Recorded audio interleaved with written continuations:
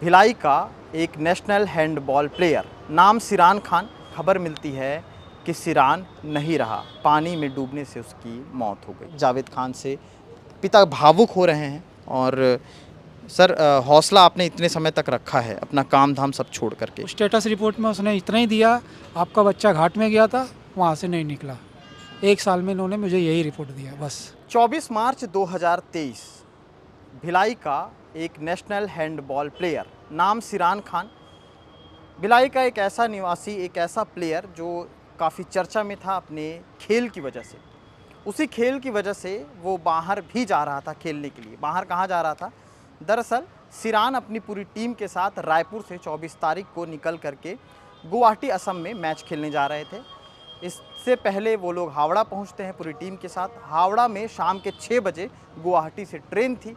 अब शाम के 6 बजे जब ट्रेन थी तो इन लोगों को काफ़ी समय मिला और ये पूरी टीम हावड़ा स्टेशन में रुक गई। हावड़ा स्टेशन में रुकने के बाद 25 तारीख को ही अचानक भिलाई सिरान के घर उनके पिता जावेद खान को फ़ोन आता है कि आपका बेटा गुमशुदा हो गया है और पूरी टीम जो है गुवाहाटी के लिए निकल चुकी है। उसके बाद ये खबर मिलती है कि सिरान नहीं रहा, पानी में डूबने से उसकी मौत हो गई। क्या कुछ पूरा मामला था? 1 साल हो चुके हैं। 1 साल पहले भी हमने सिरान के घर के ठीक सामने से उनकी परिजनों से बात की थी इस मामले को लेकर के, जिस दिन ये सारी घटना हुई थी। अब उसके बाद आज 1 साल हो गए, न्याय के लिए दर-दर भटकते उस पिता की जो गुहार है वो आज भी उसी न्याय के लिए है। और छत्तीसगढ़ से लेकर के बंगाल तक वो सिर्फ न्याय के लिए भटक रहे हैं। न्याय का वो सिस्टम जो अपने आप को न्यायपालिका का दर्जा देता है, पता नहीं वो अपने आँखों से पट्टी कब हटाएगा और इन्हें इंसाफ मिले। मेरे साथ जावेद खान हैं, सिरान के पिता। मेरे हाथ में जो पर्चा है और ये पूरा सिरान से रिलेटेड है। जो कुछ हुआ था, क्या कुछ हुआ था, ये जानने के लिए हम सिरान के पिता जावेद खान से पिता भावुक हो रहे हैं। और सर, हौसला आपने इतने समय तक रखा है, अपना काम धाम सब छोड़ करके। हौसला रखिए और बताइए कि क्या कुछ इसमें निकल के आया था, क्योंकि तब तक तो सिर्फ यही लग रहा था कि डूब जाने से लोग नहाने गए थे और डूब गए, लेकिन उसके बीच क्या कुछ हुआ? 1 साल से आप ये लड़ाई लड़ रहे हैं, क्या कुछ है? थोड़ा सा खुल के और क्लियर बताएंगे। टीम में एक खिलाड़ी एक्स्ट्रा था। अब मेरा बेटा कैप्टनशिप के लिए दावेदार था। सिरान सिरान यहाँ से जब निकला था, और तो कुल कितने प्लेयर थे? इनका नेशनल कैंप लगा था महासमुंद में, 16 प्लेयर थे। वहाँ पे फाइनल लिस्ट आ गई थी। फेडरेशन की जो ओरिजिनल लिस्ट गुवाहाटी में है वो 16 प्लेयर की है। 17वां प्लेयर जो सेक्टर 4 का विशाल ध्रुव है, वो एक्स्ट्रा किसी कोच के मतलब माध्यम से पहुंचा था। ये रायपुर डायरेक्ट पहुँचा? रायपुर डायरेक्ट पहुंचा था। इसका जाने का वो नहीं था। इसका करीब उसी दिन पेपर ख़त्म हुआ था। अगर ट्रेन लेट थी करके ये पहुंच गया, अगर राइट टाइम होती तो नहीं जा पाता। इसको लेके जाने के बाद 17वां प्लेयर एक्स्ट्रा होने के बाद ये खिलाड़ियों को आपस में एक गुड मतलब झगड़ा चालू हो गया कि 17वां प्लेयर, अगर 17 प्लेयर पहुंचते तो एक प्लेयर बिना सर्टिफिकेट के, बिना खेले वापस आता। इस कारण पूरे खिलाड़ी और मैनेजर एक गुट बना करके मेरे बच्चे को टारगेट कर लिए और उसको प्लानिंग से घाट पे लेके गए हैं। घाट में ले जा करके उसको, वहाँ का जो लोकल है चश्मे वाला, जो चश्मा बेचता है, वो घाट एरिया का क्रिमिनल है और घाट कमेटी का सदस्य भी है और वहाँ के विधायक जो टीएमसी का मतलब टीएमसी पार्टी का वो सदस्य भी है। तो वो सब मिल करके मेरे बच्चे का किडनैप करवाए और बाद में जब पूरी टीम निकल गई तो हो सकता है रात में उसको मर्डर किए या उसी टाइम मार के पीट के उसको पानी में फेंक दिए। जब अगले दिन मैं पहुंचा तो मुझे पता चला कि मेरा बच्चा, इन लोग बोल रहे थे खाना खाने गया। जब मैं अगले दिन पहुंचा तो मुझे पता चला घाट से गायब है। जब हमको रात हुई तो हमको अपने बच्चे की बॉडी मिली। जब पोस्टमार्टम करवाया गया 2 महीने बाद हमको पोस्टमार्टम रिपोर्ट आया तो उसमें ऐसा कुछ भी नहीं आया। हम पूरे मेरे बच्चे का पोस्टमार्टम रिपोर्ट चेंज कर दिया गया है। जो बॉडी का रिकवरी थाना है वो थाना चेंज है। सारी सीसीटीवी घटनास्थल की जो सिरान की उम्र क्या थी? सिरान की उम्र 15 साल कुछ महीने था। और पोस्टमार्टम के जो कागज़ है उसमें क्या लिखा हुआ? उसमें 35 साल लिख रहा है। 35 साल। आप देख सकते हैं, सिरान की उम्र 15 साल कुछ महीने थी और उसके जो पोस्टमार्टम रिपोर्ट आए हैं उसमें 35 साल उसे दर्शाया गया है। तो उसके बाद ये आपको कॉल कब आया कि लड़का गुमशुदा हो गया है? मेरे को उसी 25 तारीख को मेरा बेटा 12 बजकर करीब 12:30 बजे इसका अपहरण हुआ है और कुछ देर बाद उसका हत्या कर दी गई है।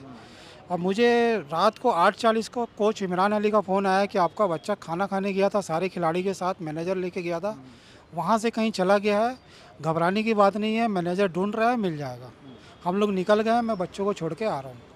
तो हम भी यही सोचे कि हमारे बच्चे का किडनैप हो गया है। हम अगले दिन जब 11 बजे पहुँचे 26 तारीख को, और जब वहाँ पे सीसीटीवी देखे तो पता चला पूरे बच्चे घाट की ओर जा रहे हैं। और घाट में जब मेरा बच्चा मिसिंग हुआ है किडनैप होते वक्त, मैंने विशाल ध्रुव से पूछा, वो अपने घर में अपनी मम्मी पापा के सामने साफ साफ बोला कि जब ये सिक्का निकाल रहे थे तो उसको दिखाने के लिए मेरे बच्चे को वहाँ पे ले गए थे। विशाल ध्रुव वो प्लेयर हैं जो एक्स्ट्रा था, जो रायपुर से इनके टीम के साथ जुड़ा था, और उसके बाद जब इन्होंने पूछताछ की कि आखिर उसके साथ क्या हुआ, तो उसने कई बार अपने बयान बदले। हाँ, बहुत पूरे बच्चे झूठ बोल रहे हैं। और लास्ट में विशाल ध्रुव ने मेरे को बातों बातों में बताया कि जब वो सिक्का निकाल रहे थे, सब लड़के लोग नहा के खड़े थे, तो सिरान भी साथ में था। और इसको मैनेजर के कहने पे 4 लड़के, विशाल, आदित्य, वासुदेव और एक श्रेयांश, ये चारों लेके गए हैं पीछे मंदिर के पीछे। वहाँ सिक्का निकालने के बहाने उसका किडनैप करवाए हैं और वहाँ पे उसका मर्डर कर दिए हैं या बाद में किए हैं, ये कंफर्म नहीं है। शरीर पर कोई चोट के निशान थे क्या? शरीर के चोट के निशान मैं साफ देखा हूँ, उसके ना यहाँ पे फटा हुआ था, ये फटा हुआ है, जबड़े में ज़बरदस्त चोट है, छाती में इतना मारे हैं कि छाती फूल गई है। मुझे ऐसा लग रहा है कि इसको मॉब लिंचिंग किया गया है। उसको जो इन्होंने कमेटी वहाँ की है, जो वहाँ के क्रिमिनल लोग हैं, स्मैक वगैरह, कि वो एक बेटर प्लेयर था, और हाँ। शायद मैनेजमेंट का क्या कहना है, लेकिन खेल मैनेजमेंट जो लेके गया था कौन था? मैनेजमेंट बशीर खान है, जो सेक्टर 4 का हैंडबॉल का अध्यक्ष है। उन्होंने तो जब हमारे पीछे पीछे ये गया तो ये उस टाइम सारे सीसीटीवी, सारे डॉक्यूमेंट, हमारे एफआईआर भी दर्ज होने नहीं दे रहा था, सारे फ़ोटो वगैरह ये छुपाने लगा, और ये कॉल कर करके पूरा थाना सेट समीर खान कर रहा था। इसका एक्टिविटी ऐसा था। उसके बाद जब हम भिलाई आए, इससे बहुत रिक्वेस्ट किए, कम से कम बच्चों से बुला के हमारे सामने पूछो तो एक्चुअल बात क्या है, मेरे बच्चे के साथ हुआ क्या। तो ये हाँ हाँ करते रहा, लेकिन लास्ट में बशीर खान ने बोल दिया मैं जांच नहीं करवाऊंगा, सीधा मना कर दिया। हाँ। और ये सिस्टम वहाँ पर किस तरह से, जैसे कि हावड़ा पुलिस के साथ आपकी किस तरह से कनेक्टिविटी हुई, और जीआरपी से क्या कनेक्टिविटी हुई? देखो, जीआरपी में मैं गया तो जीआरपी वाला ने, मैं जब पहले दिन पहुंचा 11 बजे, इन्होंने बता रहे थे कि आपका बच्चा खाना खाने गुम हो गया है, और स्टेशन में जीआरपी आरपीएफ को कंप्लेन दिए थे, जीआरपी को कंप्लेन दिए थे। मैं गया तो अपनी ओर से भी मैं कंप्लेन दिया, उसका जीडी करवाया इन्होंने, मेरे को उसका रिसीविंग नहीं दिया। उसके बाद मैं गोलाबारी थाने में गया, वहाँ पे पूरा सीसीटीवी देखने वो किया, तो उन्होंने मुझे खाली रोड का सीसीटीवी दिखाया, घाट के अंदर का सीसीटीवी छुपा दिया उस टाइम। और रोड से जो घाट से बाहर निकलते हुए जो संदिग्ध सीसीटीवी था, हमारे देखने के बाद भी गायब करवा दिया गया। तो मतलब इनका शुरू से प्लानिंग ये चलने लगा। और इन्होंने हमारे बच्चे का हमारे साथ वहाँ पे कुछ, जब इनका मैं घपला देखा तो वहाँ के एक लोकल को, यहाँ का जो था मेरा एक परिचय का, मैंने उसके वहाँ मदद मांगी तो उसने अपना एक परिचय का भेजा था, तो उसके थ्रू हमने वहाँ पे अपने बच्चे की बॉडी ढूंढे। नहीं तो ये हमको थाने में भी बता नहीं रहे थे कि हमारे बच्चे की बॉडी मिल गई है। इनको पहले से मालूम था कि बच्चे की बॉडी यहाँ पे है, लेकिन जब हमको इन्होंने हॉस्पिटल भेजा, हॉस्पिटल से वापसी में हमने रिवर ट्रैफिक पुलिस में अचानक घुस गए, और वहाँ भी हमको ये बोला था नहीं, आपका 16 साल का कोई बच्चा रिकवर नहीं हुआ, 35 साल का हुआ है। तो जब वो लोकल थोड़ा नेता टाइप का था, उसने चिल्लाया, बोला नहीं 35 साल का तो दिखाइए तो कौन है। तो जब दिखाया तो वो हमारे बच्चे टाइप की बॉडी, बच्चे की बॉडी दिखी, तब हमको समझ में आया कि मेरे बच्चे की बॉडी है और ये नदी से प्राप्त हुई है। नहीं तो अगर वो नहीं होता तो हमको आज तक बॉडी भी नहीं देती बंगाल की पुलिस, गायब कर देती, और 35 साल का बोल के या तो दफना देती या जला से मतलब आपको हताश। पूरी पूरी। और इसमें मैंने कई बार कमिश्नर से भी मिलकर बात किया, उन्होंने तो बोला कि जांच चल रहा है, जांच के बाद आपको सीसीटीवी देंगे और फोटो सारे देंगे। बाद में गया तो बोलता है नहीं, पहले हाई कोर्ट जाओगे तब दूंगा। बाद में बोलता है कि है नहीं हमारे पास, और सीआईडी को ट्रांसफ़र कर दी। मतलब सर सीआईडी को ट्रांसफ़र क्यों कर रहे हो, जब मेरा ये गोलाबारी 9 महीने जांच किया, तो उसका जांच निकल के क्या आया वो तो बताइए।